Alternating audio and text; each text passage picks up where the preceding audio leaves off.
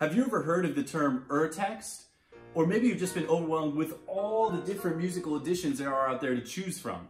Well, in this video, I'm going to talk to you about what Urtext really is. Let's check it out.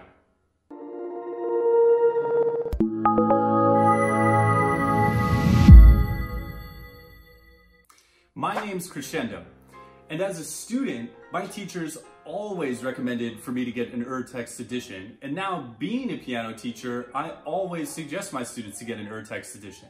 So let's break it down. What is Urtext? So the actual definition of Urtext is the earliest or original version of a text to which other later editions can be prepared from. Basically, Urtext scores are trying to be as true to the original composer's intentions as possible, without any extra added fluff. Now, I'm sure you've seen some photos of composers' actual manuscripts, and if I think back to Beethoven's, they look crazy. You can't read them. So how am I supposed to use that? But luckily, that's not the only thing that Urtext uses. So besides the autographed manuscript, Urtext scores might also draw from a first printed edition, a revised edition from the composer, a second printed edition. They might even take into consideration comments that the composer or his contemporaries made about a particular piece. And they might even consider a recording that that composer made of the piece, if it's available. So you might be wondering, how do I know what sources my Urtext edition uses? In any good Urtext edition, they will list the sources, usually in the front or the back of the score in a section called Preface, or it might be called Commentary. Check out your score. So before I show you some of the more popular and some of my favorite Urtext editions, I want to know, do you have a favorite Urtext edition? Do you have a favorite publisher? Drop a comment below and let me know. So today, I'm going to go over 4 different editions of Urtext. Now, these are not the only editions of Urtext, but these are the editions that I find pop up the most between my own teaching and playing, and also among my colleagues. Now, before you ask me, which one do you prefer? I'd like to say that I've used all of them for different things. I've used some of them more than others, for sure, but I've definitely used all of them. And I think that that is something that you also have to think about in your own playing. You can definitely have more than one Urtext or more than one edition in general for pieces that you're playing. And I'm also going to be talking about that in my next video as part of this series. Now, in the caption of this video, I've included links where you can go check out or purchase any one of these editions. So the first publisher or edition that I'll be talking about is Peters. Now, Peters is known by their light brown and green print on the front, usually. They are also probably the least expensive option of the Urtext. As we look in the score, we can see that there's very minimal commentary depending on what score you get. It's easy to read, and the pages are very nice, which are all important things when choosing a score, more important than you might think.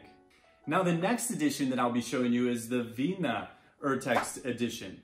Now, as we can see, these editions are characterized by their red cover for the most part. You can also, as we look at the pages, we can see there are more markings.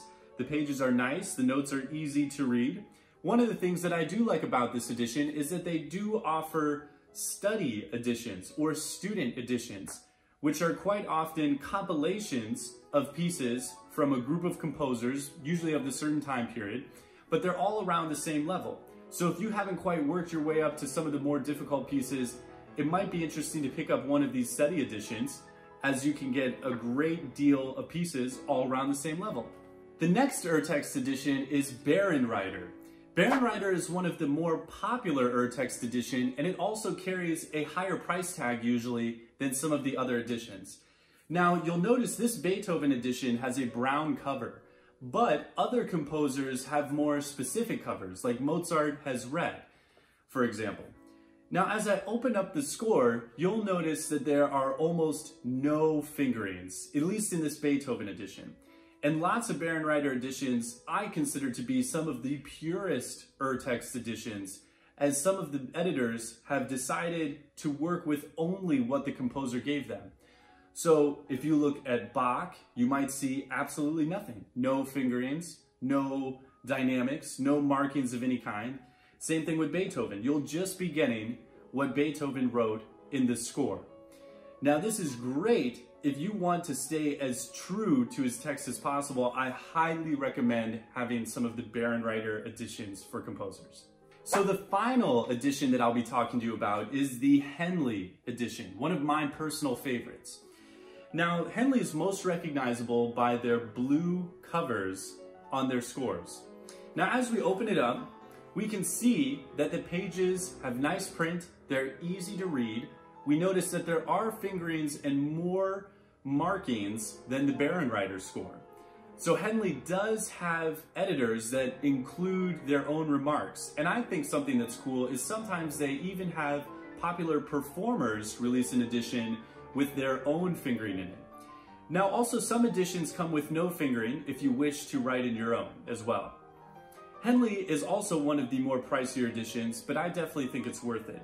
They also have an accompanying app which you can download on the App Store for free, which has a lot of their scores in it that you can download and also edit on the app. So that is another plus with the Henley editions.